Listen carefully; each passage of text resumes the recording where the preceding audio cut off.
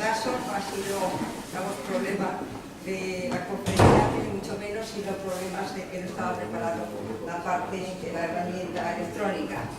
Ya está todo preparado y sin más dilación vamos a presentar, breve presentación de la conferencia del día de hoy. Bueno, buenas tardes. En primer lugar, señor vicerrector de Investigación y Transferencia de Conocimiento, don José Carlos Gonzal, señor director del aula, de la ciencia, don Julio Güemes, señora doña Rosa María Menéndez, querida Camino, profesores, alumnos, señoras y señores que habéis venido a participar de la conferencia Materiales de Carbono desde las pinturas rupestres a los grafenos.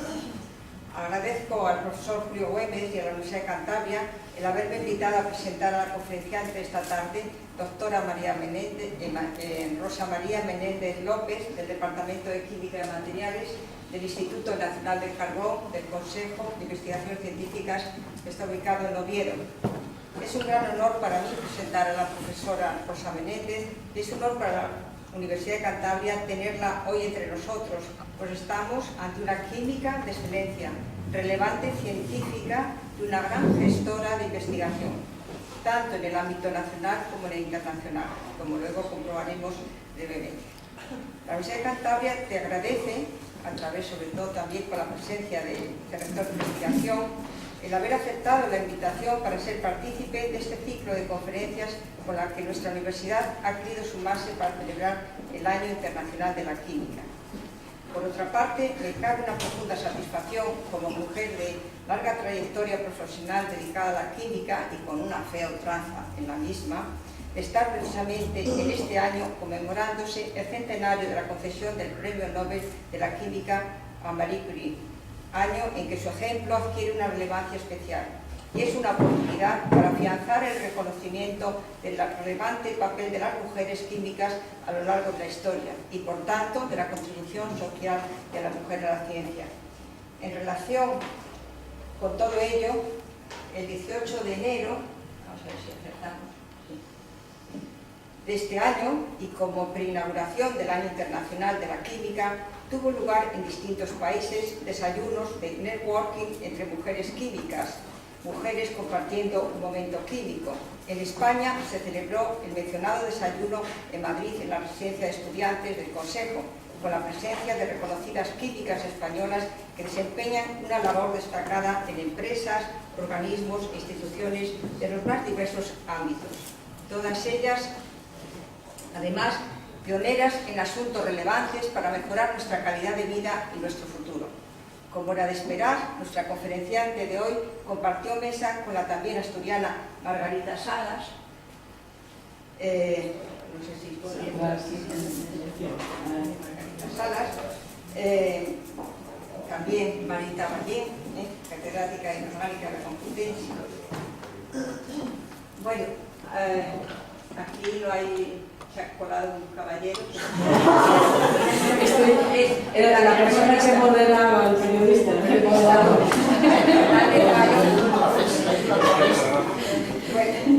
Después de este pequeño lapsus, es difícil resumir la amplia e intensa labor investigadora dentro y fuera de nuestro país de la doctora Rosa Menéndez. Ha sido conferenciante invitada en numerosos congresos. Su obra científica ha conducido a una investigación de vanguardia y a estar en comunicación con empresas líderes tanto de España como de Europa o de Estados Unidos, empresas de diferente ámbito en el sector eléctrico, aeronáutico, carboquímico y petroquímico. Algunos aspectos de su abreviado currículum se recogen en la siguiente presentación. Nace en Corozo, ya habíamos dicho que las asturianas, un pequeñito lugar que lo describe como tal en el interior de la bella de Cudillero, de Asturias.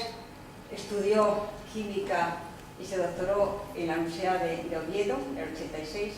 Fue becaria postdoctoral en la Universidad de Newcastle. Ha realizado estancias en la Universidad de Clemson, en el Imperial College, en la Universidad de Nottingham. Tras terminar la tesis doctoral se incorpora a la plantilla del Consejo Superior de Investigaciones Científicas. en Oviedo, en el Instituto Nacional del Carbón, donde es profesora de investigación, y desde el 2003 al 2008 fue directora del citado instituto. Desde mayo del 2008 hasta febrero del 2009 ha sido vicepresidenta de Investigación Científica y Técnica del Consejo Superior de Investigaciones Científicas. Su labor investigadora, yo la he colocado en 3 fases. En una primera fase, la predoctoral, se dedicó al desarrollo de técnicas de caracterización estructural de productos derivados del carbón y de materiales de carbono. Ya en su época postdoctoral dedicó al estudio relacionado con el mecanismo de la generación de estructuras tipo cristal líquido durante el proceso de pirólisis y la conversión de brea en material de carbono, y actualmente está dedicada a este binomio hoy en día indisociable materiales-energía, diseño y desarrollo a la carta de materiales de carbono que hacen más sostenible nuestro acceso a la energía, con aplicaciones muy diversas como el almacenamiento de energía y reactores nucleares de fusión. Tiene numerosos premios, he recogido 3, y en el último, en el 2010, en el último que tengo yo, igual ha habido alguno después, que no tengo constancia, el premio Dupont de la ciencia en este año fue dedicado a la temática de materiales para la energía. Aquí vemos a la conferenciante recibiendo, siempre sonriente, como es habitual, recibiendo de manos del profesor Santiago Grisolía y del presidente del Grupo de España y Portugal, Enrique Maciá. Bueno, no voy a abrumar a todo el auditorio leyendo todo este conjunto de trabajo como gestora de política científica, destacar algunos. Ha sido gestora del Ministerio de Educación en el 5º Programa Marco Europeo de Energía, gestora de los programas de materiales y energía del Plan Nacional. Ha participado en el diseño de prioridades y evaluación de los programas marco europeos y ha actuado como chair y vicechair respectivamente en las 2 convocatorias del 7º Programa Marco de Energía. Es presidenta, lleva muchos años, del Grupo Español del Carbón y miembro del Comité Científico Asesor del Proyecto Europeo sobre Captura de CO2. Bueno, con esto, como se ve, es muy difícil, digamos, con esta densa trayectoria en diferentes ámbitos, pues en poco tiempo dedicar a exponer todo su amplio currículum. Como dije al principio, un currículum tan amplio, una vida profesional tan intensa, presenta una gran dificultad de síntesis que siento no haber sabido realizar mejor. Y antes de dar la palabra, yo destacaría la doctora Rosa Menéndez, ser una investigadora prolífica, su enorme capacidad de trabajo y grandes dotes de gestión y su vínculo con la industria. Rosa Menéndez ha puesto de manifiesto su condición de ser profeta en su propia tierra, pone gran esfuerzo y energía en todo cuanto realiza, es buena comunicadora y siempre nos regala su cálida sonrisa. Por ello, Rosa, me hago mía las palabras de Víctor Ruiz Iriarte: la sonrisa es el idioma universal de las personas inteligentes y además los iluminas a las que le recibimos. Muchas gracias, Carmen. Desde luego.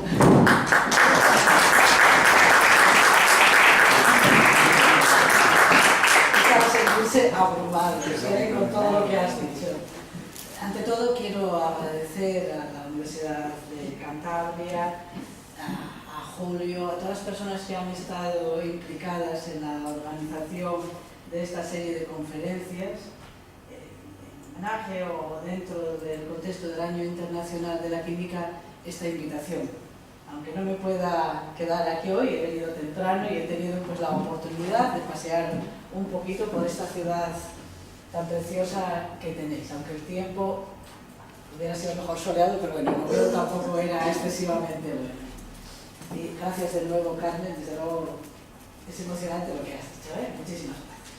Bueno, lo que voy a intentar, y a ver si hago honor de lo que hice de buena comunicadora, lo que voy a intentar esta tarde es contaros un poquito, digamos, el potencial que ofrecen los materiales de carbono.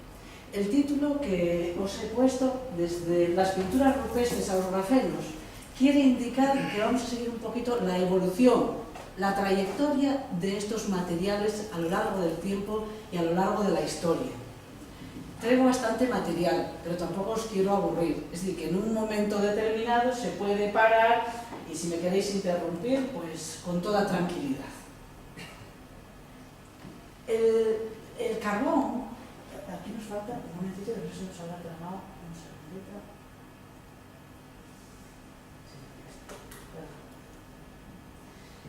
La reseña que os hacía al principio, Merlito, de las pinturas rupestres, es porque los materiales de carbono, el carbón vegetal, ya fue utilizado en la prehistoria. Se lo mezclaron con la sangre de los animales y se utilizaba para marcar el contorno de los dibujos que hacían en las pinturas. Es decir, que ya datan los primeros materiales de carbono desde 30.000 años antes de Cristo. Continúa en la metalurgia del cobre, en la edad del bronce, y en la metalurgia del hierro, en la edad del hierro, 3.500 años antes de Cristo y 700 años antes de Cristo, se utilizaba el carbón vegetal como fuente de energía para producir el calor necesario para fundir los metales. En esta línea, lo que vamos a centrar esta tarde es ver cómo los materiales de carbono jugamos con una capacidad tremenda para diseñar materiales a la carta. Es decir, que la aplicación a la que los vamos a destinar va a marcar el cómo tratemos los productos de partida, los precursores, para obtener un material de unas determinadas características. Es decir, que se deja manipular.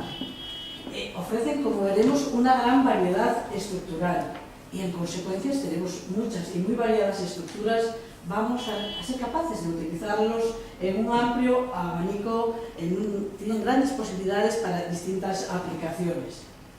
El futuro, yo entiendo que es muy prometedor en campos muy variados, pero voy a destacar de alguna manera, y posiblemente porque estoy más relacionada, luego os iré poniendo ejemplos, en el campo de la energía y las comunicaciones. ¿Por qué? ¿Por qué tenemos tantas posibilidades con los materiales de carbono? Porque el elemento fundamental, el elemento clave, es el átomo de carbono. El átomo de carbono, todos sabemos que es el más abundante de la naturaleza y que además ofrece una gran variedad de posibilidades de combinarse consigo mismo y con otros elementos a través de enlaces simples, dobles, triples, hibridación SP, SP2, SP3. Y según cómo se combine con un tipo de enlace, con un tipo de unión determinado, puede dar lugar a estructuras que todos conocemos, que hemos estudiado, ordenadas, tipo grafito, menos ordenadas o desordenadas, tipo diamante, con hibridación SP3, y además da lugar también a estructuras tipo carbino, con triples enlaces, y luego, de forma más reciente, todos hemos oído hablar del fullereno, la estructura en forma de balón, hemos oído hablar de los nanotubos y hemos oído hablar más recientemente del grafeno. A través de todos ellos iremos esta tarde. Consecuentemente, como tenemos una gran variedad de estructuras y formas de enlazarse los átomos de carbono, vamos a tener materiales muy diversos.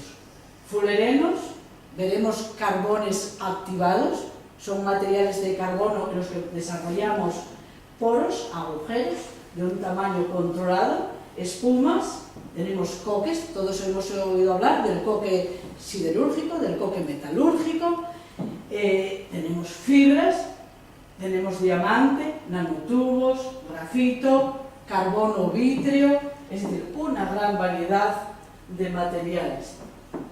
Los materiales de carbono pueden ser, vamos a empezar ya a agruparlos, a clasificarlos, para ver entonces, en función de sus propiedades, cómo los vamos a poder utilizar. Los materiales de carbono pueden ser grafitizables.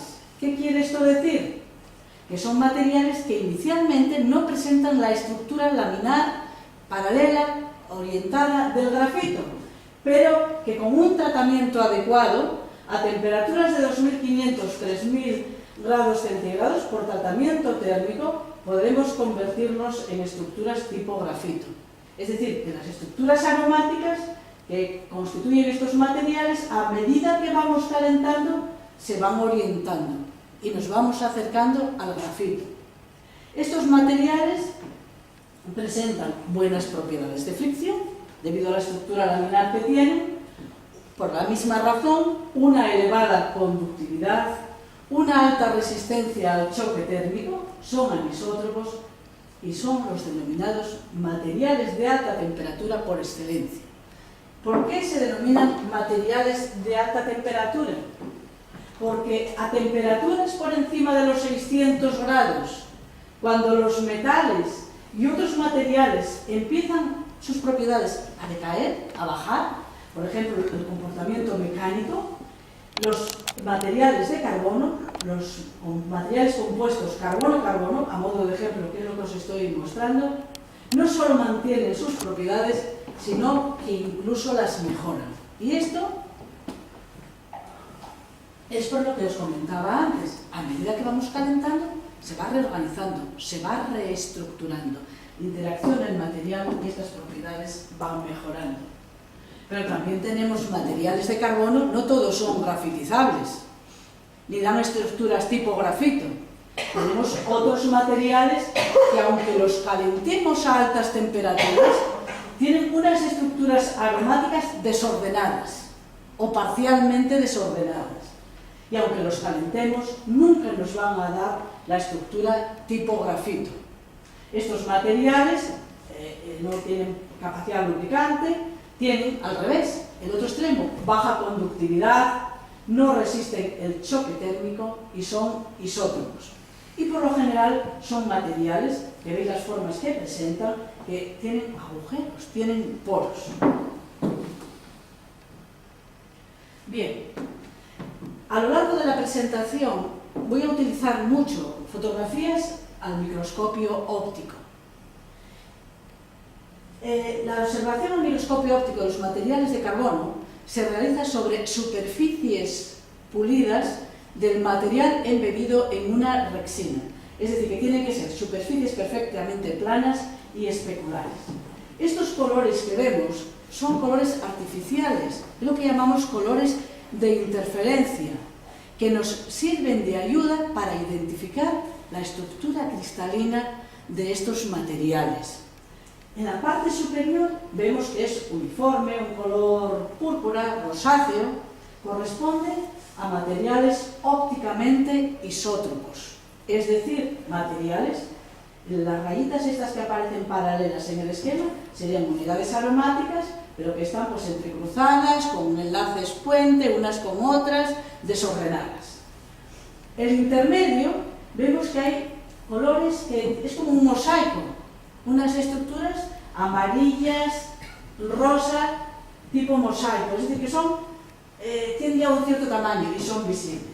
Estos serían los parcialmente grafitizables, es decir, que a medida que aumentamos la temperatura, podemos aumentar el orden estructural parcialmente, sin llegar a unas estructuras de grafito perfectas. Y el que aparece como grafitizable, vemos que son estructuras más orientadas, más organizadas y son de mayor tamaño. El tamaño de los cristales, este por ejemplo sería un cristal, medimos longitud y anchura. Estos veis que son lo que llamamos tipo mosaico. Y hay estructuras intermedias. Esta puede ser más orientada todavía, que vamos a ver algunas a lo largo de la presentación, y la otra podría ser incluso más pequeña. Pues estas características estructurales van a determinar el comportamiento de estos materiales. Los que tienen estructuras como la intermedia son muy resistentes y la conductividad no es muy elevada, ni eléctrica ni térmica. Los que presentan estructuras cristalinas más orientadas, más próximas a la estructura del grafito, como de la parte inferior, son materiales conductores y con menor resistencia. Con lo cual, dependiendo de para qué queramos utilizar, qué se va a aplicar, nos interesarán unos u otros. Y luego tendremos muchas estructuras intermedias y mezclas. Podemos incluso obtener. Es decir, que podemos tener materiales de carbono absorbentes o impermeables, aislante, conductor, semiconductor, superconductor, tenaces o frágiles, abrasivos, lubricantes, opacos, transparentes, inertes químicamente o activos químicamente, con una gran actividad catalítica. Y todo a partir desde un mismo elemento, a partir del carbono. Problemas que presentan los materiales de carbono, porque no todo es perfecto. De forma individual, si preparamos un material de carbono, la resistencia mecánica, cuando es monolítico, es quebradizo. Es decir, que se rompería, si queremos utilizarlo, por ejemplo, en aplicaciones de tipo estructural. ¿Qué ocurre? A partir de 400 grados, eso que os dije de que eran tan excelentes, que son materiales de alta temperatura por excelencia, es en ausencia de aire. El aire al carbono lo quema, es decir, que si queremos utilizar estos materiales a altas temperaturas, tendremos que protegerlos del oxígeno, protegerlos del aire. Y esto se puede hacer mediante recubrimientos cerámicos, o también lo que estamos haciendo es preparando materiales en los que añadimos ya metales, los incorporamos durante el procesado, el tratamiento o el proceso de preparación del material, y ya tenemos los inhibidores, digamos, o los protectores incorporados de forma directa. Y luego, ¿qué ocurre? El problema de la resistencia, pues lo subsanamos cuando necesitamos materiales estructurales y muy resistentes, preparando materiales compuestos carbono-carbono. Es decir, introducimos la fibra como refuerzo y estas estructuras que vimos antes las utilizaríamos como matriz o soporte de la fibra. Las aplicaciones tradicionales de los materiales de carbono han sido y son, donde más volumen de material de carbono se consume, es en la producción de aluminio, en los ánodos, en refractarios y en los hornos de arco eléctrico, también como electrodos. Es decir, que son, digamos, la industria del aluminio es la que mueve una mayor cantidad de material de carbono. Estas son las aplicaciones tradicionales, las que mueven grandes volúmenes. Y luego tenemos también aplicaciones de alta tecnología en la industria aeroespacial, como componentes en la industria aeronáutica, en automóviles de competición, en medicina, porque además son biocompatibles, los materiales de carbono, lo que os comentaba en reactores, que ya comentaba Carmen en la introducción, en las paredes y componentes de los reactores de fusión nuclear, se puede utilizar también en obras civiles. El carbono, los materiales de carbono, dependiendo, insisto de nuevo de la aplicación, pueden ser caros o baratos. Si vamos a utilizar material de carbono en un ferodo, por ejemplo, de un coche, tiene que tener unos precios competitivos y no tenemos por qué subir las temperaturas a 2000 grados. Lo que encarece el material es cuando en el procesado utilizamos presión o temperaturas altas. Cuando es un procesado, digamos, de condiciones más suaves, el precio ya no es tan caro. Es decir, que los precios altos de las fibras de carbono y de los materiales de carbono en general son los de altas prestaciones. Son los que se utilizan en aplicaciones de alta tecnología, en aeroespacial, en aeronáutica, en la industria militar, en el tema de automóviles de competición, donde el precio no importa si la respuesta del material es buena. Podemos, como os comentaba, diseñar el material. Dependiendo de la aplicación, ya vamos a elegir una tecnología de preparación. Y podemos también trabajar utilizando distintos precursores. O incluso veremos que con un mismo precursor, modificando las condiciones, podemos obtener distintos materiales. Materiales de muy distintas características. Tecnologías. Se puede trabajar en medio gaseoso, con hidrocarburos que se pueden depositar, se pueden utilizar catalizadores, se pueden variar las condiciones en presencia de aire, en presencia de hidrógeno. Por este procedimiento podemos obtener diamante sintético, carbono pirolítico o fibras de carbono, que son las que llamamos crecidas en fase vapor, como es la parte inferior, negros de carbono o negro de carbón, que es el que se utiliza en el recauchutado de las ruedas de los automóviles, se pueden obtener nanotubos. Se puede radiar el grafito con helio para obtener fullereno. Se pueden utilizar iones y obtenemos las películas de carbino, que son los carbonos unidos con triples enlaces, mediante radiación láser, mediante descarga eléctrica. Ya vamos viendo una gama de materiales con distintos tratamientos que se forman en medio gaseoso. Yo lo que he trabajado, no sé si toda mi vida, muchos años, en torno a unos 30, es con la preparación de los materiales de carbono en medio líquido sólido. Es decir, en este procedimiento, esencialmente el precursor es una mezcla de hidrocarburos aromáticos policíclicos. Puede ser hidrocarburos aromáticos puros o pueden ser fracciones del petróleo, fracciones del alquitrán del carbón. Cuando calentamos estos productos, funden, reblandecen, pasan a través de un estado fluido plástico, generando estructuras tipo cristal líquido como las que aparecen ahí de forma esférica que denominamos mesofase. Desde el punto de vista químico, que estamos en el Año Internacional de la Química, pues lo que tenemos son reacciones de polimerización, condensación, con pérdida de hidrógeno, que lo que ocurre es que las estructuras aromáticas interaccionan entre sí, van aumentando de tamaño, formando estructuras laminares orientadas, que son los precursores de esas estructuras que vemos al microscopio óptico de forma esférica, secciones de las esferas, y a medida que seguimos calentando, estas esferas coalescen, interaccionan unas con otras, hasta que tenemos todo un material anisótropo, con estructuras pregrafíticas que luego solidifican para formar el material de carbono. ¿Qué es lo importante aquí? Que podemos manipular. Nosotros podemos modificar la velocidad de calentamiento, podemos modificar las temperaturas, podemos actuar sobre las mezclas de hidrocarburos aromáticos policíclicos que tenemos inicialmente.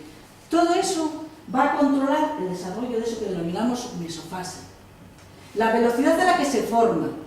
Si son materiales muy reactivos, las esferas interaccionan de forma muy rápida. Son sistemas de elevada viscosidad y obtenemos estructuras de las que denominamos tipo mosaico, estructuras cristalinas pequeñitas. Si tenemos una mesofase muy fluida, pero que es estable, que permanece más tiempo, estas estructuras tienen tiempo de reorientarse y nos dan estructuras mucho más orientadas y de mayor tamaño de cristal. Lo que obtenemos a temperaturas de 600 grados serían los precursores, digamos, del grafito, el coque, que luego cuando se somete a 2500 grados, a temperaturas superiores a 2200, ya nos da estructuras tipo grafito.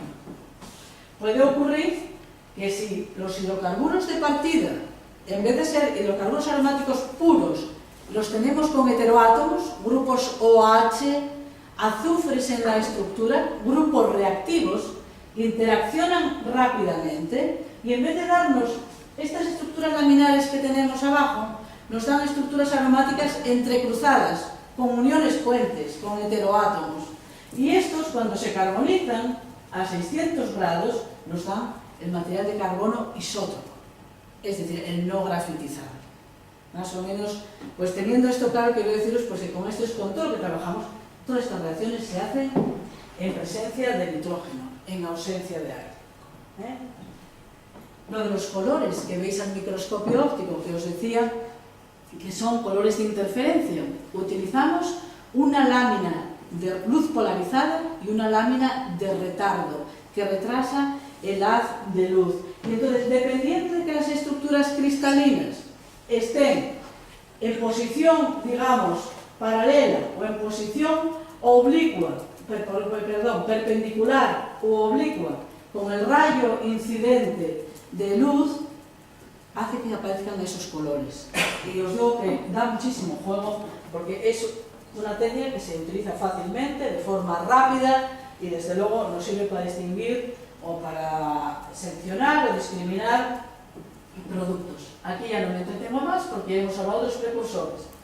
Pueden ser derivados del carbón, derivados del petróleo o hidrocarburos aromáticos policíclicos puros, que es lo que hay en los derivados del carbón y en los derivados del petróleo. Lo único que en una brea, que veremos ahora lo que es un derivado del carbón, tendremos miles de hidrocarburos aromáticos policíclicos, es decir, que no hay un compuesto único. Se pueden utilizar también polímeros termoestables, polímeros termoplásticos y biomasa. Y en cuanto a las condiciones de procesado, podemos variar temperatura, tiempo de reacción, presión, tipo de atmósfera, sistema de agitación, todo eso, incluso utilizando el mismo precursor, si variamos las condiciones podemos obtener estructuras distintas. ¿Qué es lo que ocurre cuando se calienta el carbón? Para enseñaros un poquito de dónde sale la brea, seguro que lo sabéis todos, pero bueno, yo cuando doy conferencias de divulgación pregunto, bueno, ¿conocéis la brea? Y me dicen, sí, sí, es lo que se utiliza en las carreteras. Pues no, eso no es brea, eso es alquitrán. La brea es sólida, es el residuo de destilación del alquitrán. Es decir, cuando se calienta el carbón, los hornos de coque, pues se desprenden una serie de gases y se genera un residuo sólido que es el coque.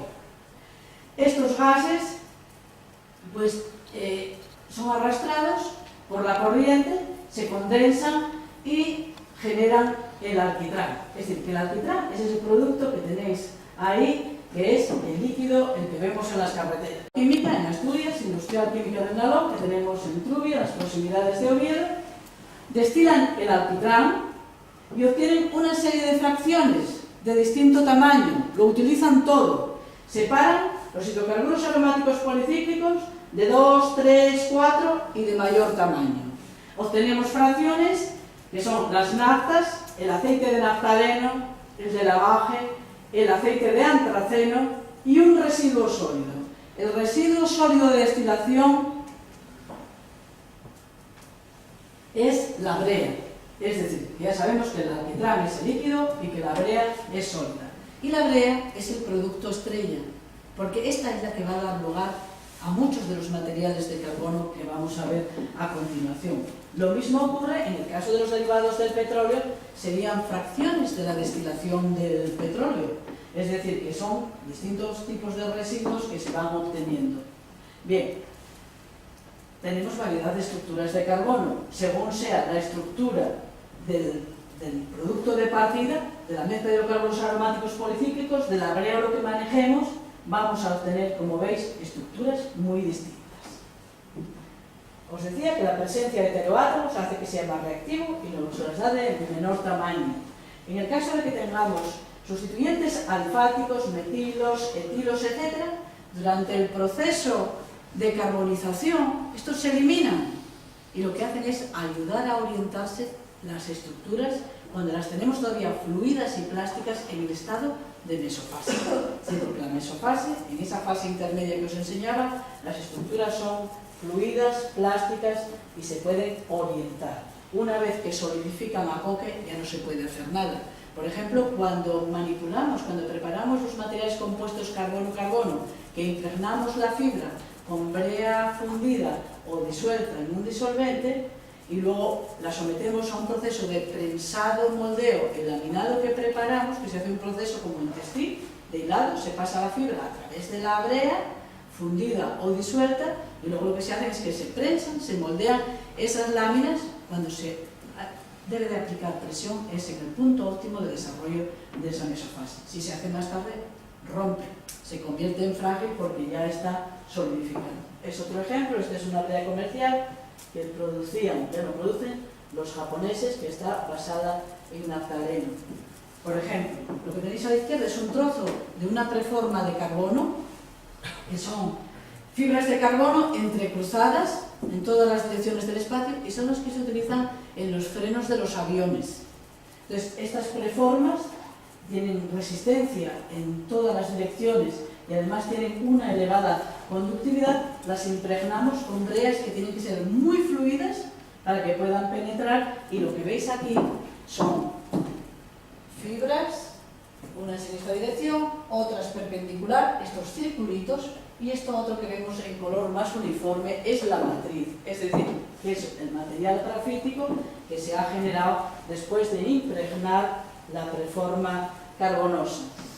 A partir de un mismo producto de partida podemos obtener estructuras distintas, como podéis ver en la parte superior se había calentado a 5 grados por minuto, en la parte de la derecha, de la parte superior, a 0,3. Veis cómo las estructuras son mucho más uniformes, mucho más homogéneas. Sin embargo, en el otro caso, las hay de menor, más tamaño, distintos tamaños y muy heterogéneos.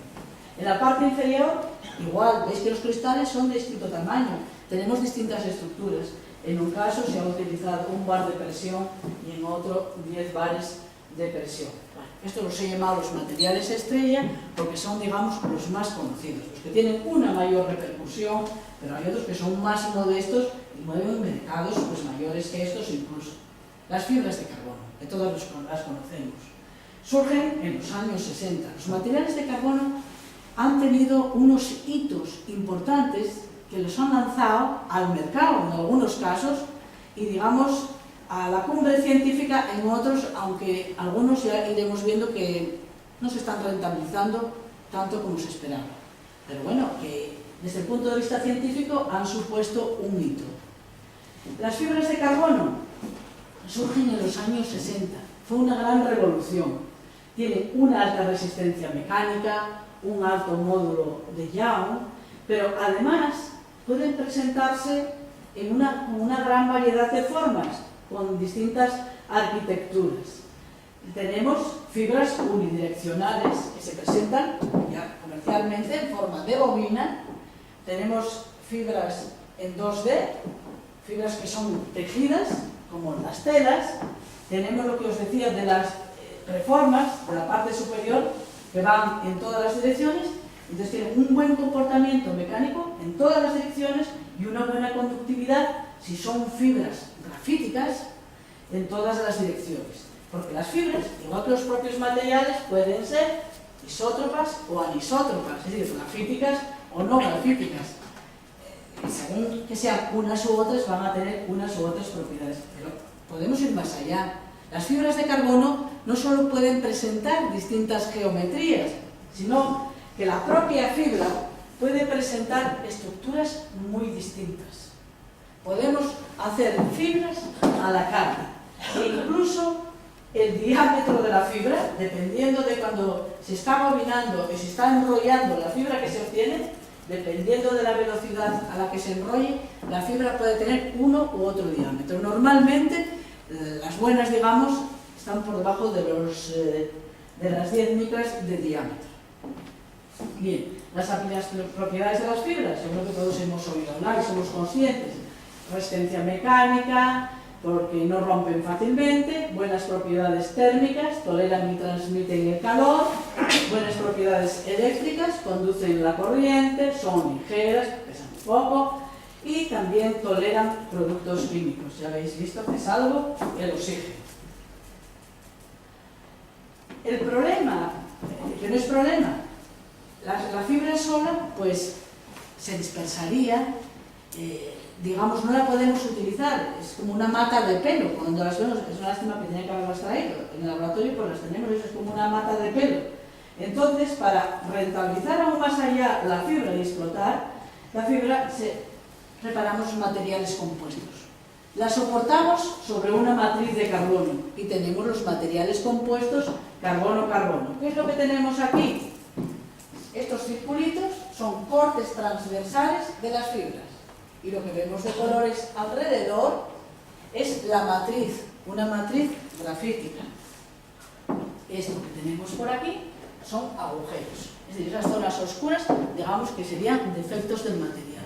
Porque cuando estamos trabajando con materiales compuestos, materiales estructurales, nos interesa que sea un material que no tenga porosidad, porque sería un punto de fractura, un punto débil del material. Me interesa que sean materiales muy densos. Los materiales compuestos combinan las propiedades mecánicas de los materiales reforzados con fibra, es decir, las propiedades de la fibra, resistencia, rigidez, tenacidad, con las refractarias típicas del material de carbono que hace de soporte. Y estos materiales son los que mejoran sus propiedades con la arquitectura. Este material, para ser comercializado, tendríamos que someterlo.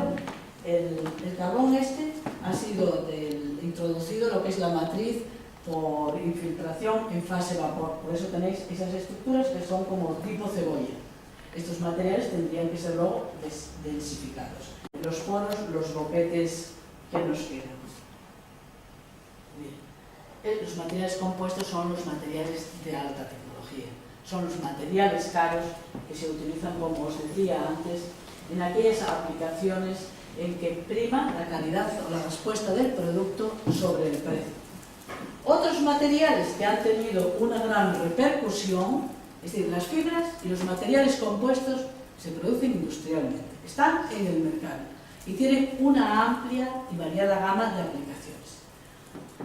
En el año 85 se descubren los fullerenos. Es otro hito importante científicamente en el mundo de los materiales de carbono. La molécula de fullereno, la C60, presenta un icosaedro truncado con 60 vértices ocupados por átomos de carbono y 32 caras, 20 hexágonos y 12 pentágonos. Las mayores cantidades que se han producido han sido en los años 90 y se les ha concedido, fue el primer Nobel de Química de este tipo de materiales, en 1996 a los descubridores de los fullerenos. Comienza con el fullereno una nueva era para los materiales de carbono.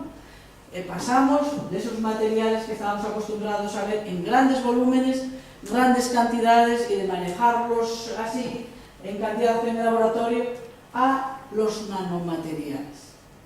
Bien, ¿cuál es el problema? Vamos a ir ya concretando de los fullerenos. Los fullerenos han supuesto un hito científicamente. Tienen buenas propiedades como lubricantes, superconductores, cápsulas de medicina, transporte de fármacos, para utilización en fotovoltaica. Pero yo creo que no han evolucionado ni se ha llegado a donde se creía que se iba a llegar en cuanto a las aplicaciones cuando surgieron. Esto no quiere decir que no se vaya a llegar todavía, porque la ciencia avanza y lo que hoy nos parece que no, mañana es que sí, pero que en el tiempo que ha transcurrido tienen buenas propiedades y se siguen trabajando. Habéis tenido a Nazario Martín, que creo que os ha hablado de los fullerenos, os los ha vendido seguro que muy bien, y a nivel de laboratorio son muy interesantes, en el nivel práctico todavía queda recorrido. Tenemos los nanotubos de carbono. Los nanotubos son cilindros formados por átomos de carbono dispuestos de manera análoga al grafito, si son láminas de grafito enrolladas de forma tubular, y fueron descubiertos en el 91 por Ijima. Otro de los materiales estrella de la nanotecnología. Se pueden preparar nanotubos de carbono de muy distintas estructuras, de muy distintas propiedades, y las aplicaciones en las que se veía o se pensaba que tenían un mayor grado de aplicación es en aplicaciones tipo sensores, como biomarcadores. Se han utilizado en el diseño y desarrollo de instrumentación científica, pero de nuevo no se puede pensar que un material va a servir para todo. Inicialmente se vendió como que iban a ser muy buenos en temas de almacenamiento energético, almacenamiento de hidrógeno. Yo puedo deciros que lo que ha demostrado el tiempo es que en aplicaciones del tipo de almacenamiento de hidrógeno hay carbones activados que van mejor que los nanotubos y cuestan mucho menos dinero. Pero hay otras aplicaciones en temas de miniaturización que los nanotubos, pues, y todavía les queda recorrido. No estoy echando, digamos, abajo a los nanotubos, ni mucho menos, pero bueno, que no sirven para todo como se esperaba. Para determinadas aplicaciones, sí, pero no para todo. Podemos mezclar también metales. La gran baza es que no podemos combinar materiales de carbono consigo mismos, pero también con los metales.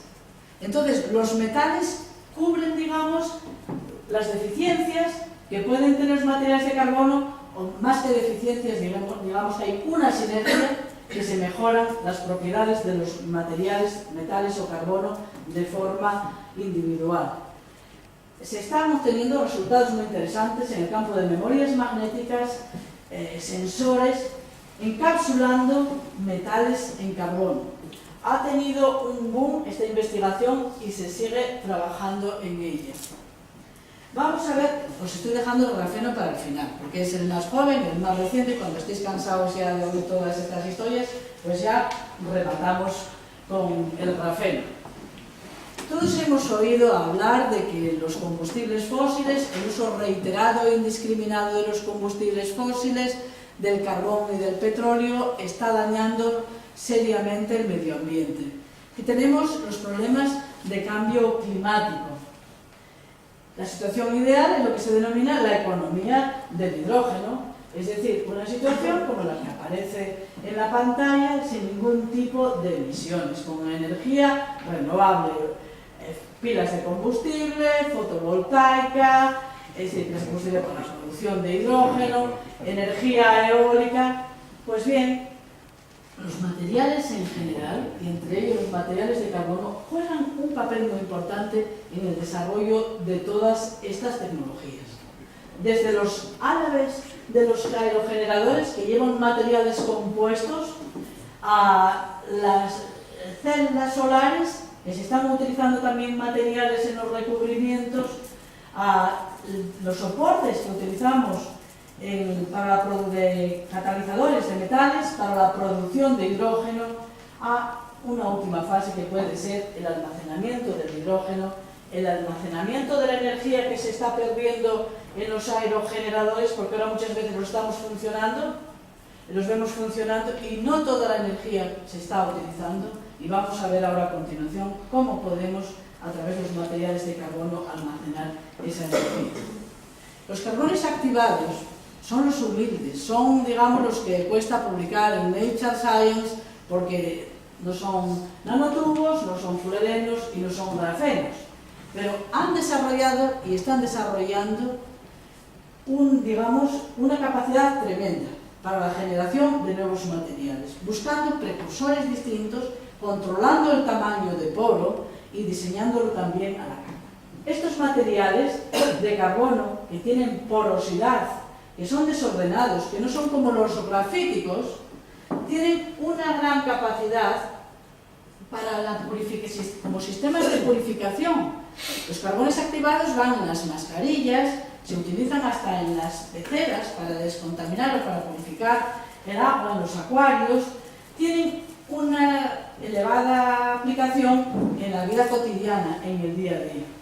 Y más allá, estos materiales están funcionando muy bien para temas de almacenamiento energético. Funcionan bien en las baterías de ion litio y en supercondensadores. Se están desarrollando nuevos materiales para la utilización en supercondensadores, para el almacenamiento de la energía sobrante o excedente que no se utiliza, por ejemplo, en el caso de la energía eólica.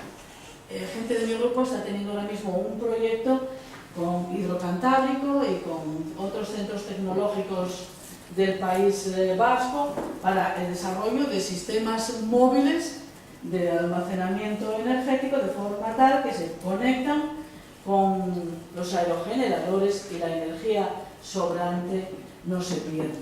¿Por qué son tan buenos los materiales de carbono? Porque tienen una elevada área superficial. La capacidad del supercondensador aumentará, y por eso se llaman supercondensadores. Cuanto mayor sea el área superficial disponible, tienen una mayor capacidad. Y además, la distancia, que inicialmente en uno clásico, en un condensador, sería de extremo a extremo, de electrodo a electrodo, pues en este caso, al revés, la distancia es la que queda, digamos, estamos hablando, acortando distancias muy pequeñitas, porque estamos en supercondensadores, estamos en los de doble capa, es decir, que la distancia es dentro de la propia capa, no de un electrodo al otro. En este campo están, desde luego, son muy prometedores y se está haciendo un esfuerzo muy importante. Mirando al futuro, pues tienen posibilidades en desalinización de aguas, almacenamiento de electricidad, producción de hidrógeno y en catálisis, en procesos químicos. Y para terminar, pues vamos a hablar un poquito de los... Hay desde luego más materiales, ¿eh? Tenemos las espumas, pero bueno, tampoco os voy a tener aquí hasta las 12 de la noche. los grafenos. Los grafenos, yo digo que es la gran revolución de un clásico, que es el grafito. ¿Por qué ahora de repente los grafenos? Dios mío, si hemos tenido el grafito ahí toda la vida, ¿y qué es? ¿Que nadie se enteró? ¿O qué es lo que ha pasado? Bien, sabemos que se descubre en el 2004, que los descubridores del grafeno, que es una lámina monoatómica de grafito aislada, hemos visto antes las láminas de grafito, si aislamos una lámina, o varias, lo que sea, pero son láminas aisladas individuales, eso es lo que es el grafeno. Recibe el premio Nobel en el 2010. Y yo no es que esté en contra de este premio Nobel, ni mucho menos. Porque gracias a este premio Nobel se ha despertado un interés de forma tal que os puedo garantizar que yo estoy trabajando en el tema y soy incapaz de seguir las publicaciones que aparecen en el tema. Porque yo creo que salen del orden de 1000 al mes, o bueno, es exagerado. Está creando unas expectativas tremendas. Yo espero que no ocurra como con el fulereno, que siga más allá. Y de hecho se está demostrando, se están ya comercializando productos, y bueno, pues parece que sí, que tiene visos de que lleguemos a alguna parte. Desde luego, bueno, hay que ser positivos y optimistas, pero también cautos y críticos con lo que se hace. ¿Cuáles son las propiedades del grafeno? ¿Por qué tenemos esta gran revolución? Tiene una alta conductividad térmica y eléctrica, alta elasticidad y dureza, su resistencia es 200 veces mayor que la de acero, puede reaccionar químicamente con muchas sustancias, soporta radiación ionizante de alta energía, es muy ligero, es completamente, casi yo diría completamente transparente. Os voy a poner fotos y os voy a decir que cuando empezamos a trabajar con ellos no los veíamos porque eran transparentes. Y entonces, claro, por AFM, por microscopía de fuerza atómica, si los ves. Pero ya os enseñaré cómo los vemos también al microscopio electrónico de Garrido. Lo que pasa, y de hecho estuvimos haciendo análisis de algunas muestras en Zaragoza con el microscopio de alta resolución y nos decían, es que no tenéis nada, es que no tenéis nada. Y no tenemos nada, es que yo no sé muy bien cómo se llaman los soportes, que son como unas gradillas, que tienen unos agujeros, es que eran unas láminas muy grandes y se enrollaban de extremo a extremo. Y como no veían nada en las zonas intermedias, veían que no había nada. Lo único es que eran como mantas de grafeno. Y es como todo, pues hasta que no lo coges el puntillo, pues cuesta un poco. Los grafenos se pueden obtener, igual que veíamos al principio, con los materiales de carbono en general, por CVD. Es decir, a partir de fase gaseosa, depositando el material, el producto, el carbono, o por vía química, a partir del grafito. Yo, como lo nuestro es trabajar con cosas al principio grandes, aunque ahora tengamos que ir a lo pequeño y lo que conocíamos de toda nuestra vida fue los materiales de carbono, los grafitos, que empezamos con materiales compuestos, trabajando 10 años en las matrices de material compuesto. Luego, pues yo creo que más bien por razones de financiación, los materiales compuestos perdieron interés, no logramos financiación europea que teníamos inicialmente y nos reconvertimos a estropear, como decía yo, los materiales, en vez de ser tan densos, tan compactos, a generar poros de distinto tamaño para temas de almacenamiento. Y la verdad es que han dado juego, como conocíamos los precursores y cómo utilizarlos, simplemente fue modificar el tratamiento para una aplicación distinta. Los grafenos, aparte de por formación de capas o depósito, también en fase gas, también se pueden obtener a partir del grafito, por vía química.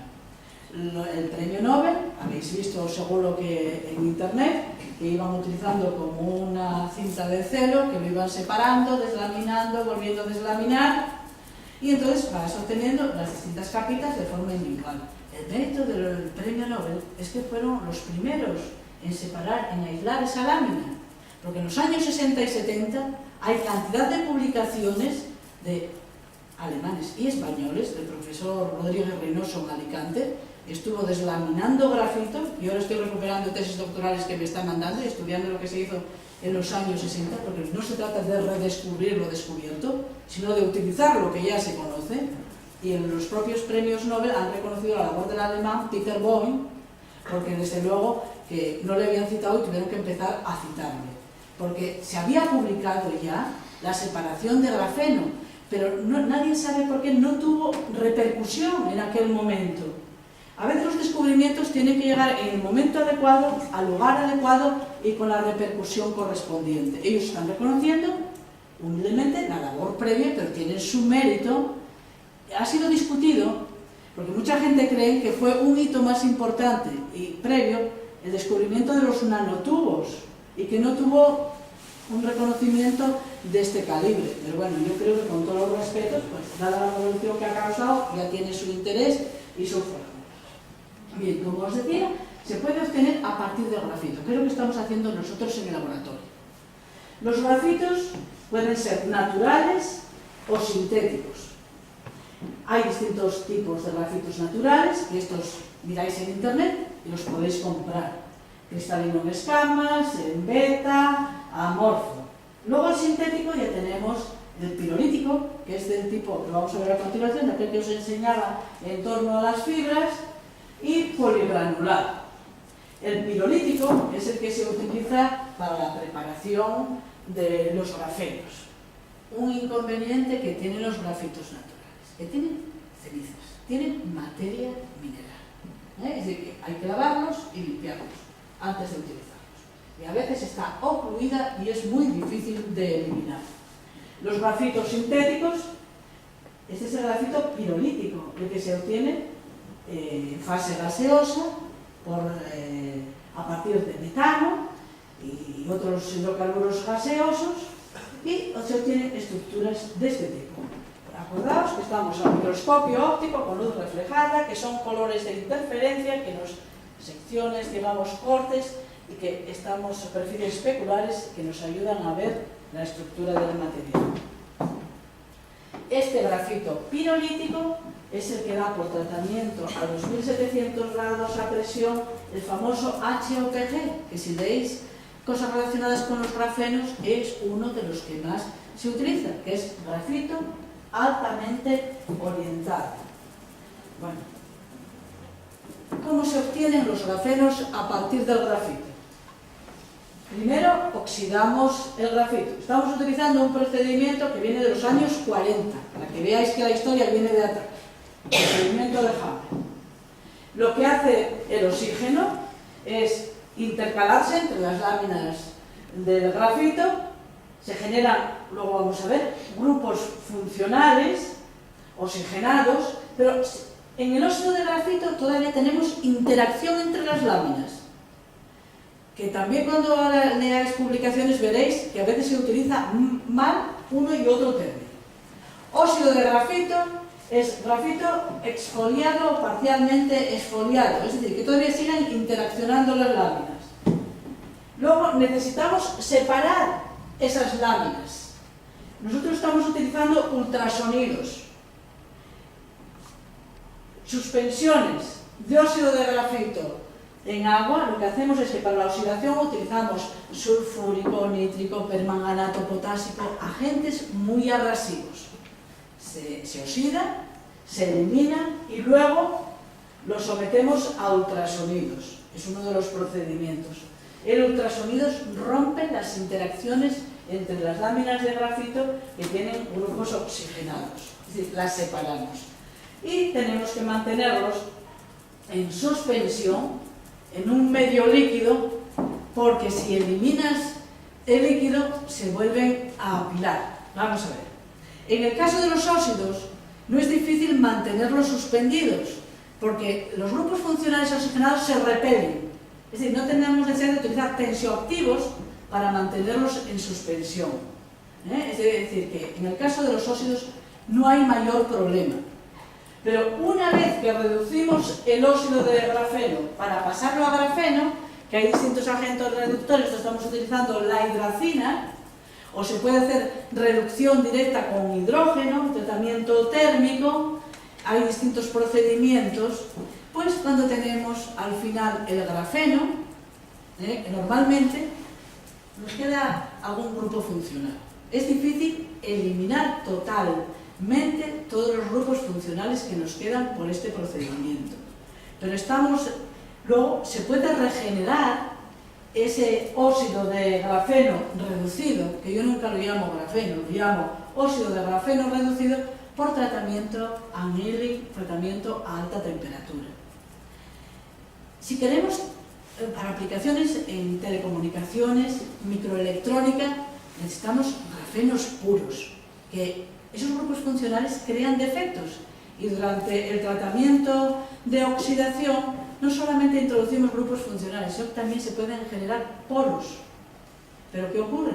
Eso para microelectrónica no nos serviría, pero para catálisis es perfecto. Tenemos una riqueza química increíble, porque lo que estamos viendo es que dependiendo de la severidad del tratamiento, igual que veíamos en los materiales más normalitos, dependiendo del grafito de partida, podemos controlar el tamaño de las láminas de grafeno, vamos a quedarnos de óxido de grafeno, y la distribución de grupos funcionales. Dependiendo del grafito podemos tener, los grupos funcionales que normalmente tenemos son ácidos carboxílicos por los bordes, porque estéricamente es por donde pueden estar, o por los bordes de los agujeros que generamos, de los poros, grupos éter, epoxi, en los planos basales del grafito, y grupos OH. Pero dependiendo del tratamiento de oxidación o del grafito, pueden predominar unos u otros. Y entonces para aplicaciones en catálisis, dependiendo las moléculas que queramos anclar, podemos decorarlos con unos u otros compuestos y pueden tener su utilidad. En el caso, ya os digo, de aplicaciones en microelectrónicas, esos defectos no nos interesan. Así que tenemos que ir a la preparación de láminas más puras. Veáis, pues eso, que lo primero que hacemos es preparar las suspensiones coloidales de los óxidos correspondientes y lo hacemos pues en distintos solventes de distintas polaridades, porque os puedo decir que dependiendo de las características del grafito de partida, el comportamiento varía bastante, Estos son láminas de nuestros grafenos, esto no es ningún secreto, es un cosa que preparamos en laboratorio, no lo hemos publicado todavía, pero bueno, son las láminas que estamos obteniendo.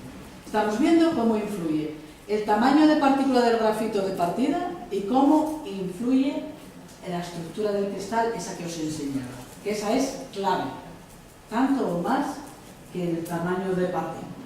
Son monocapa, así que estos son láminas realmente de grafeno. Veis que aquí aparecen, al depositarlo, para verlo al microscopio túnel, al microscopio de fuerza atómica, pues es difícil hacer las preparaciones. Estamos haciéndolas ahora, introduciendo los soportes y luego extrayéndolo y colocándolo, y vemos que nos está funcionando pues muy bien, porque cuando depositas la gota es muy difícil poner solo una laminita. Veis que se nos pueden caer varias encima, pero bueno, estamos viendo que son monocapa, lo cual ya es importante. Lo que os decía antes, que no se me olvide, es que aunque reduzcáis, se reduce el óxido de grafeno y vamos a suponer que obtenemos un grafeno puro, vuelven a apilarse, pero lo que no está comprobado es que vuelvan a tener el comportamiento del grafito de partida. Yo estoy convencida de que no. Yo estoy viendo que cuanto más perfecto es el grafeno que obtengo, a partir de grafitos más cristalinos, cuando llego a la fase de grafeno, tiene una mayor tendencia a la asociación, es lógico. Son más perfectos, se repelen menos, mientras que si me queda algún grupo funcional residual, los sigue manteniendo. Cuando los compráis, que nosotros hemos intentado comprar y no nos han servido para nada, dicho sea de paso, vienen con tensioactivos, para mantenerlos separados y que no interaccionen unos con otros. Aquí vemos óxidos de grafeno a partir de distintos grafitos, que las características varían totalmente.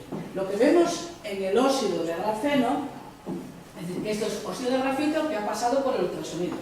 Son láminas individuales, son monocapa. Vemos islotes de materiales grafíticos de distintas características. Lo azul sería hexágonos de benceno, que aquí no se ve en detalle por el tamaño, puros, perfectos. Y lo verde tienen grupos funcionales. No quiere decir que en todos los vértices, pero hay grupos oxigenados. Y estas zonas amarillitas es carbono amorfo. Se ha generado carbono amorfo durante el tratamiento.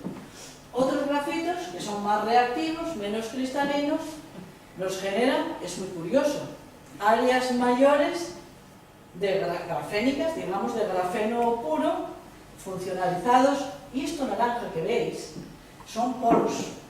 Es decir, que aquí lo que estamos viendo es que podemos tener grupos carboxílicos, por ejemplo, en el borde de los poros y en el eje, lo que es en el borde de la partícula. Y os puedo decir que para aplicaciones químicas estos materiales son más interesantes que los obtenidos puros por deslaminación directa, digamos, de grafito de alta calidad. Esto simplemente utilizamos microscopía electrónica de barrido para ver que estamos teniendo algo. Esto que vemos aquí es simplemente una elevada acumulación de láminas de óxido de grafeno. Y luego, pues de vez en cuando, encontramos láminas incluso de estos tamaños.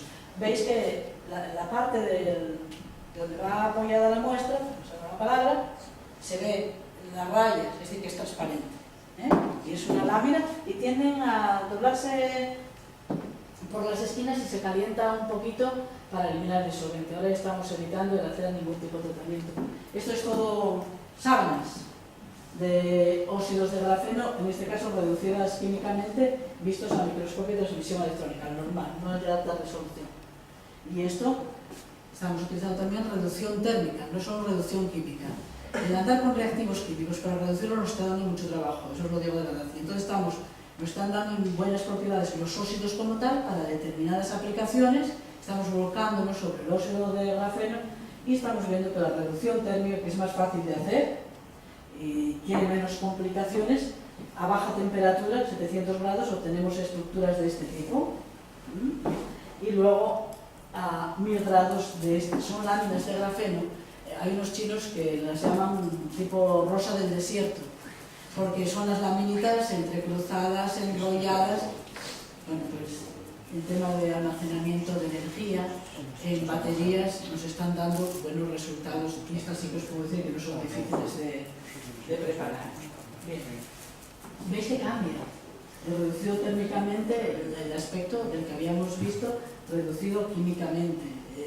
Es como una sábana arrugada y cambia totalmente el aspecto que tiene.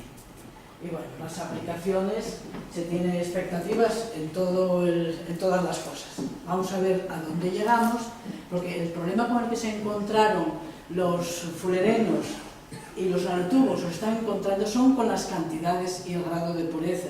Nosotros estamos preparando ahora grafenos, no solo por reducción, oxidación química, reducción térmica y reducción química, sino también oxidando nanotubos, preparando los nanoribbons, es decir, abriendo el nanotubo en lámina de grafeno. Y os puedo decir que los nanotubos que estamos comprando a Sigma, que teóricamente tienen una pureza del 99%, es un horror, que traen una cantidad de porquerías tremenda, de carbono amorfo, que de un envío a otro con la misma referencia cambia totalmente. Yo tuve a Mauricio Terrones en el instituto y dice, cada vez que os lo envíen, caracterizarlo, dice, porque puede cambiar totalmente, y es lo que estamos viendo. Y ahora estamos utilizando pues nanotubos de carbono que están preparando en el ITMA, en el Instituto de Materiales en Oviedo, por CVD, y por lo menos sabemos que es siempre uniforme, homogéneo, lo que estamos obteniendo.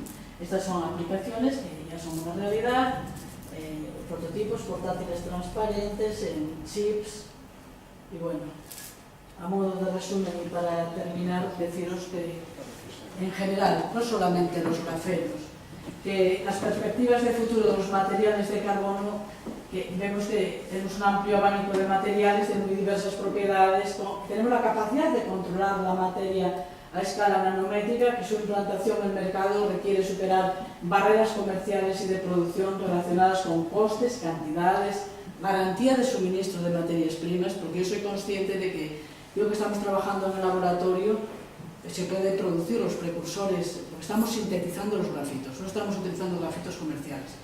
Esos grafitos que estabais viendo de distintas estructuras los hacemos nosotros en el laboratorio, desde la mezcla de carbonos aromáticos policíclicos al coque, al grafito, óxido de grafito, óxido de grafeno y grafeno. Yo creo que es la única manera de saber lo que manejas y de lograr, no sé a dónde llegaremos, pero por lo menos estamos disfrutando de lo que estamos haciendo y creemos estar entendiendo lo que está pasando. Los precursores que estamos utilizando los produce una empresa, así que si llega a funcionar o cuajar para algún tipo de aplicación, siempre estarían en situación, de momento están a escala piloto, pero que podrían pasarlo a escala industrial. Y desde luego se necesita una inversión, una legislación más estricta, es a la que me refiero, que fuerce o potencie el uso de nuevas tecnologías más sostenibles. Me estoy refiriendo a la implantación, digamos, de nuevos materiales de carbono para estructuras de coche más ligeras o aplicados a sistemas de almacenamiento de energía, el coche eléctrico. Así que yo creo que es una labor entre todos, no solamente los investigadores, sino también del entorno que nos rodea. Y bueno, pues para terminar, presentaros al grupo de investigación.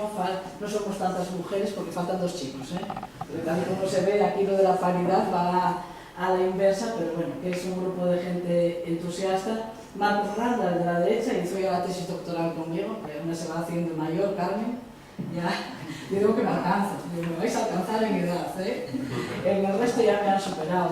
Luego tenemos, pues, es multidisciplinar el grupo.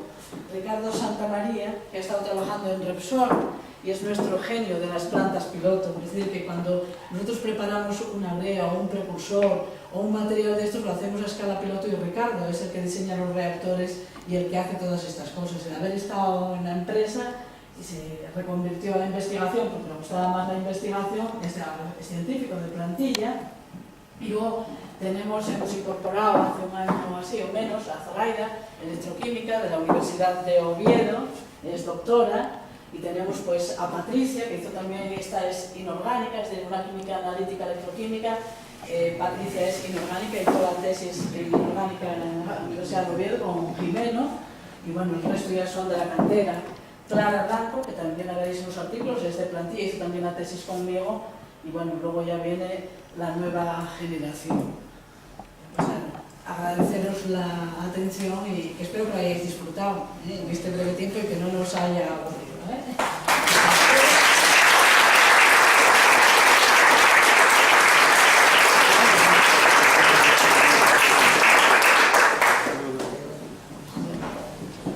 Lo que queráis. Dispuesta, si queréis que os aclare alguna cosa. Y no quiero ser crítica con los nanotubos, quiero deciros que tienen posibilidades y que las van a tener seguro, porque bueno, que a veces hay que ser un poco cautos, que se crean unas expectativas tremendas, pero aunque solo sea lo que se desarrolle científicamente, ya supone un hito. Y luego aplicaciones, hay unas que sí y otras que no. Yo, por ejemplo, los descarto para almacenamiento de hidrógeno y para el tema de almacenamiento de energía. Estamos probándolos en baterías de vanadio y supercondensadores, y vemos que no, que los carbones activados pues que van mejor, por ejemplo, que los nanotubos para otras aplicaciones que desde luego están dando que tienen futuro. He visto que podéis conseguirlos hasta de la mitad de tamaño, más o menos, o se puede conseguir más. ¿Qué es lo máximo que puede conseguir? No, pues la verdad es que los grafenos estamos haciendo este trabajo en un Consolide, que es Abelino Corma el coordinador. Y entonces esto es con los catalíticos. Yo de catálisis no sé mucho, y lo que les interesa es laminitas pequeñas y con unos grupos funcionales muy definidos. Grupos amino, grupos carboxilo. Lo del tamaño, digamos, es porque ahora estamos empezando a trabajar, llevamos unos meses, con los ingenieros de telecomunicaciones, con Fernando de las Heras, no sé si lo conocéis, en Gijón. Y en este caso es para temas de antenas de satélites y transistores. Y ahí sí que tenemos que hacerlos de mayor tamaño, o lograr un procedimiento de formación continua de un depósito. Hay una cosa que no os he contado, y es que esto es un mundo, claro, y llevamos no mucho tiempo. Es que algunos de esos grafenos reducidos químicamente, no sé por qué, interaccionan lateralmente entre ellos y me dan macroláminas. Es decir, que cuando tenía el óxido de grafeno reducido, tenía unas laminitas nanométricas pequeñas y luego de repente me encuentro con... y se ve, y hay casos en los que se ve un poquito como la sutura, la interacción entre las partículas, y otros que no sé lo que está pasando. Yo pienso que puede ser que haya en los grupos funcionalizados oxigenados remanentes interacciones por puente de hidrógeno, no sé qué tipo de uniones hay ahí. Lo del tamaño, ¿hasta cuánto podremos llegar? A hacer voluntario? Porque para lo de catálisis no nos importa, pero para el tema de telecomunicaciones, ahí sí. Estamos intentando por distintas vías. Y bueno, Rodríguez Reynoso, de la Universidad de Alicante, que dirigió muchas tesis en temas de oxidación de grafito, pues nos está facilitando también unos grafitos de cuando estuvo el Depostock en Estados Unidos, no sé en qué año, que son de una cristalinidad increíble, increíble, ¿eh? Estamos un poco jugando con todo. Pero bueno, yo creo que es interesante y yo espero que sirva para algo, ¿eh? El tamaño y todo. Estos son algunas láminas que hemos encontrado, como estamos observando las muestras, tenemos cuantificados todos los productos que obtenemos por AFM, lo que es el área promedio de cada una de las partículas. Pero hemos trabajado siempre con grafitos de partida de tamaño por debajo de 70 micras. Esas de AFM que os he mostrado, la de la izquierda y la de la derecha, la izquierda era de mayor tamaño, esa fue como una que hemos utilizado de mayor de 70 micras. Es decir, que con el tamaño del grafito de partida puedes jugar, pero en grafitos muy cristalinos, porque lo que hemos visto es que en los menos cristalinos el ataque del oxígeno ocurre también por las boundaries o por los bordes de los granos. Es decir, que no es solo por el borde de la partícula, sino que te ataca también los bordes de los cristalitos. Y estos nos generan láminas de menor tamaño, que puede ser que sea durante el ataque, durante la oxidación, o cuando lo metes a ultrasonidos, que te los va disgregando. Pero te digo también que lo que estamos viendo es que estos mismos, una vez reducidos, y si los pones sobre oro, interaccionan lateralmente. Y he visto que hay cosas que lo que llaman el self-assembling en determinados soportes. Pero no hay que ir poco a poco, a mis chicos les digo, eso olvídalo. Hasta que no acabemos que veamos lo que pasa aquí, no os metáis en otro porque es una locura auténtica, ¿eh? Pero que es interesante. En la reducción del óxido de grafeno por tratamiento térmico, usted habló de temperaturas de 700 grados, pero en atmósfera inerte o en atmósfera inerte. Siempre carbono, siempre en atmósfera inerte. Estamos barriendo de 700 a 2200 de momento. Estamos obteniendo buenos resultados a 1000 grados. No sabemos por qué todavía, pero 1000 grados nos están dando buenos materiales, ¿eh? Bueno, os lo digo sin ningún problema porque son cosas que bueno, todavía ni las tenemos publicadas, ¿eh? Pero bueno, yo lo que tengo muy claro es que los materiales que estoy utilizando nadie los tiene, porque estoy sintetizando los propios precursores. Lo que no sé es si en un producto comercial, el problema que han tenido hasta ahora para ver la influencia de la estructura cristalina es que los grafitos que se venden comercialmente no son homogéneos. Depende del tipo de grafito, los flakes pues sí son más perfectos, pero tienes distintos tamaños de grano. Y lo que estamos haciendo en el laboratorio es intentar centrar el tamaño de grano, de la estructura de cristal, que sea o tipo mosaico homogéneo o muy fluido laminar homogéneo, para ver en qué medida está influyendo, aparte del tamaño de partícula, la estructura cristalina del grafito. Y luego en el tema de la reducción térmica hay grupos que son estables, los grupos carbonilo, hay algunos que te quedan ahí anclados que no los logras eliminar. Tú al calentar lo que haces vas eliminando primero los ácidos, los más lábiles, luego OHs, pero epoxis, pero hay algunos que te van a quedar ahí. Bueno, depende para lo que quieras. Insisto que posiblemente, yo esos nunca, eso que decíamos tipo rosa del desierto, está claro que para temas de microelectrónica pues como que no, pero para almacenamiento energético puede que sí, que depende un poquito de nuevo para lo que se quieran utilizar. En los grafenos más puros han utilizado un efecto de borde, esa discusión sobre los bordes zigzag o los bordes armchair en este tipo de estructuras. Mira, no he podido llegar a verlo, pero sí me gustaría, porque las imágenes estas del TEN de alta resolución cuestan un riñón en el Titán de Zaragoza. Y me hicieron unas muestras, pero de momento creo que no, pero sí se puede ver, se puede ver. Es más, y otra cosa que también yo no llegué a ver, es como tengo los grupos funcionales distribuidos en los poros y en los bordes. Sabemos todos, por razones teóricas, de que los ácidos carboxílicos están en los bordes, o en el borde de los poros, porque es imposible tener un ácido carboxílico soportado sobre la estructura bencénica. Y entonces, pues más o menos, yo por XPS sé los grupos que tengo en cada uno, ¿entiendes? Sé el porcentaje aproximado con todas las limitaciones que tienen las deconvoluciones, pero sé que uno tiene más ácidos carboxílicos y luego corroborando todo por termobalanza, viendo dónde tengo los saltos de pérdida de masa, lo vamos comprobando por TPD, absorción térmica programada, y por infrarrojos. Es decir, vamos contrastando y más o menos sabemos si un óxido tiene más ácidos carboxílicos, más epoxi, hasta ahí podemos llegar. Lo ideal, que a lo mejor alguno me podéis ayudar, es hacer un mapping de la distribución de los grupos funcionales sobre el óxido. De momento no he encontrado a nadie.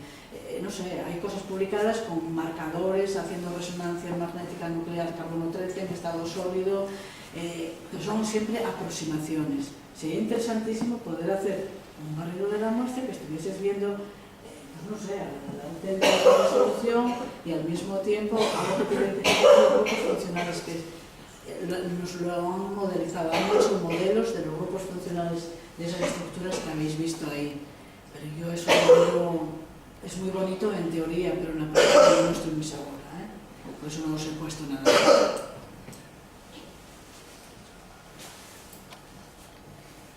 ¿Más cosas?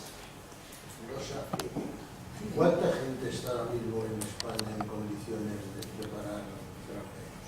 A ver, Más o menos. ¿Cuántos grupos o en qué sitio? Escucha, hoy hubo una reunión en Madrid, coordinada por Paco Guinea, que ha convocado a toda la gente del territorio nacional que teóricamente está trabajando en grafenos. Hubo un artículo que publicó La Bastida en Madrid I+D o NotiWeb, esta página que tiene la Comunidad de Madrid, que decía que el Ministerio está financiando en grafenos desde hace un montón de años un número tremendo de proyectos, vamos, tremendo, un buen número, que yo no lo sabía que había tanta gente trabajando en grafenos. Yo pues no lo sé, pero los vascos sé que han creado ya un spin-off, Grafenae, porque una de mis chicas, Alba, que hizo la tesis en el tema de para paneles de reactores nucleares, está trabajando con ellos, que están montando toda la historia. Sé que, por ejemplo, Antolín, la empresa, en colaboración con la Universidad de Ari, y es que como llevo el Grupo Español del Carbón, dentro de los que dijo Carmen, soy la presidenta, y bueno, hemos editado, si queréis entrar en la página web, que está disponible para todo el mundo, del Grupo Español del Carbón, hay un número especial que hemos dedicado a grafenos. Nos escribió un artículo Paco Guinea, otro la gente de Antolín. Bueno, yo contacté con unos cuantos que están relacionados con el tema y lo titulo Los grafenos hablan español, porque he visto, y seguro que hay muchísima más gente. Yo eso te lo podré decir más a partir de la reunión que han tenido hoy en Madrid, que el Ministerio está intentando localizar y coordinar las actividades en el tema. Sintetizando, pues no lo sé. Esta Patricia, la chica que trabaja conmigo, que está hoy en Madrid, me dijo que había visto que había gente en la Politécnica de Valencia, en la Politécnica de Barcelona, entre los que presentaban comunicaciones, que debe estar el programa por ahí. Hay muchos físicos teóricos trabajando en el tema de grafenos, no solo Paco Guinea. Yo creo que hay gente en Autónoma, hay más gente trabajando, y a lo mejor en esta universidad, que yo lo desconozco. Es decir, que de repente aparece que hay más gente de la que creíamos. Sintetizándolos, yo sé que los de la Universidad de Alicante, con Antolín, han montado un spin-off, una pequeña empresa, y es de las nanofibras, que no son nanotubos, de las nanofibras, están aplicando procedimientos de oxidación que es como si los fuesen pelando, como una patata, separándolos así, no sé más. Hay un artículo publicado en la revista Carbon, aparece un artículo de ellos en esto del número especial del Grupo Español del Carbón, pero yo creo que sintetizándolos poca gente, La gente yo creo que están más comprándolos y probándolos. Pero es que eso siempre lo hemos hecho en todo. Con los fulerenos pasó lo mismo. Con nanotubos es lo que os digo. Yo los nanotubos, yo lo que no puedo ponerme es a sintetizar grafenos y también nanotubos porque te mueres en el intento. Por mucha gente que tengas trabajando. Y yo veo ridículo el ponerme a sintetizar nanotubos cuando ya lo están produciendo los japoneses y más gente, siempre vas a ir a la cola. Los grafenos creo que no, porque jugamos con la ventaja de que conocemos los grafitos. Y yo creo que ahí nos va a dar bastante cancha, no lo sé. Pero lo de los nanotubos, bueno, si veis los comerciales que venden, cómo son, No, y eso Terrones, ya os digo que lleva toda la vida trabajando en el tema y nos lo dijo. Dice, ojo, que utilizad lo que preparéis o alguien de confianza para investigación en el laboratorio, no lo que venden. Pero la gente los está metiendo indiscriminadamente, ¿eh? Y para temas de aplicaciones en biomedicina y todo, ¿eh? Y llevan metales, catalizadores y llevan de todo. De todo. Y me dicen, cerciórate, si usas algo comercial, de caracterizar exhaustivamente el producto, porque puede haber de todo. Claro, es que ese era uno de los problemas que yo quería sacar. ¿Quién realmente está sabiendo exactamente qué tipo de nanotubos están empleando? Porque eso es uno de los problemas, ¿no? En el caso de los de CVD, están como más controlados. El problema es que se preparan cantidades pequeñas. Y a mí me los están facilitando el Instituto de Materiales, de ahí de Oviedo, el ITMA. Y claro, los pobres están en un proyecto y a nosotros nos dan por demás, para que vayamos haciendo ensayos.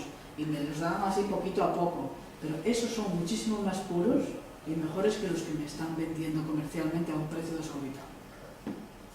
¿Sabes? Yo creo que a nivel de investigación conviene saber lo que manejas. Porque si no puedes cometer unos errores tremendos. Bueno, yo os puedo decir que hemos andado y desandado muchísimo, ¿eh? Llevamos, el Consolido no sé si lleva un año de vida, empezó en enero, año y pico, pero habíamos empezado ya, cuando estábamos preparando la propuesta el año anterior, ya empezamos a trabajar, es decir, que llevamos como 2 años. Estamos obteniendo cosas, pero muchas veces tenemos que repetir cosas que ves que no sabes por qué te están pasando, y bueno, que no es fácil, ¿eh? Es interesante, pero de fácil, porque a veces cuando hablo con Abelino Gorma me dice, eso, facilísimo, lo de oxidar y deslaminar, y digo, ay, estos sabios de este país, Dios mío, no, y de todo el mundo, claro, es que es muy distinto un óxido, una perusquita, una espinela, que son productos puros, que coger un grafito y que los propios cristales están con distintas orientaciones, aunque sean homogéneos, y cuando lo estás atacando y oxidando se puede comportar de distinta manera, según que esté orientado así o orientado de la otra manera, que no siempre te va a dar lo mismo.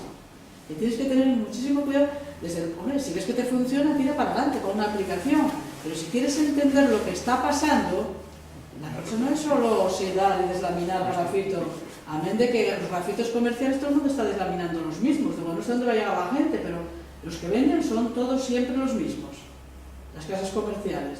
Digo, pues es hacer un poquito más de... Hombre, que hay gente a lo mejor que se les ocurre una idea genial en el camino, no lo sé.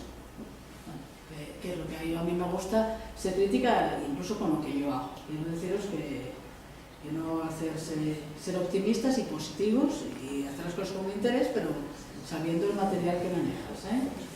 Yo creo que es fundamental. Y aunque te lleve más tiempo, y entre comillas pierdas tiempo, yo con los materiales compuestos llegamos a donde llegamos gracias a que preparamos todo. Es decir, el precursor de la matriz lo manejábamos, lo manipulábamos.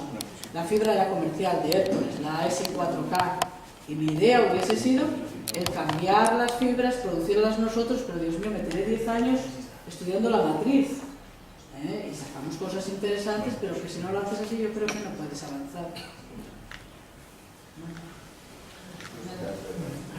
Muchísimas gracias de nuevo por haberme aguantado.